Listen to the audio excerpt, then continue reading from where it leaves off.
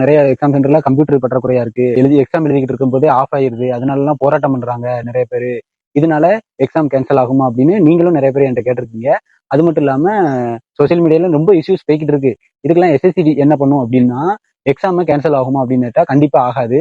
ஏன்னா இந்த ஒரு பிரச்சனைக்காண்டி ஒரு இடத்துல 2 இடத்துல இருக்க பிரச்சனைக்காண்டி ஆல் ஓவர் இந்தியாவுக்கு எக்ஸாம் சேஞ்ச் பண்ண மாட்டாங்க. எந்த இடத்துல பிரச்சனையும் அந்த எக்ஸாம் சென்டர்ல வந்து யார் யாருக்கெல்லாம் எக்ஸாம் எழுத முடியாம போச்சு, யாருக்கெல்லாம் சிஸ்டம் ஷட் டவுன் ஆயிடுச்சு அப்படிங்கிற மாதிரி கம்ப்ளைண்ட் ஆயிருக்கோ அவங்களுக்குலாம் வேற ஒரு டேட்ல எக்ஸாம் போஸ்ட்பான் பண்ணி அந்த டேட்ல கண்டக்ட் பண்ணி அவங்கள செகண்ட் லிஸ்ட்ல வேலைக்கு செலக்ட் பண்ணுவாங்க.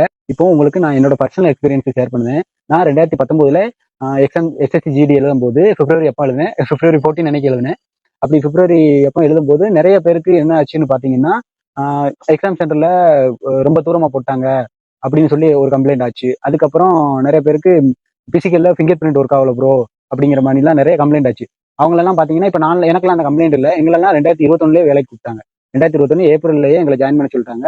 மற்ற அந்த மாதிரி பிரச்சனை வந்தவங்களுக்கு எல்லாத்துக்குமே அடுத்த எக்ஸாம் கண்டக்ட் பண்ணாங்க.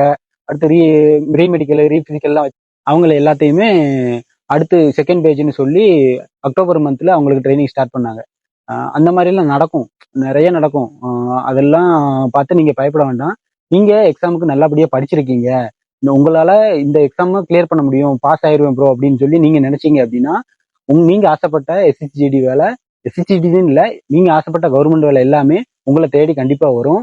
இது போல அடுத்தடுத்த அப்டேட்ஸ்களுக்கு நம்ம ஐடியா ஃபாலோ பண்ணிக்கோங்க.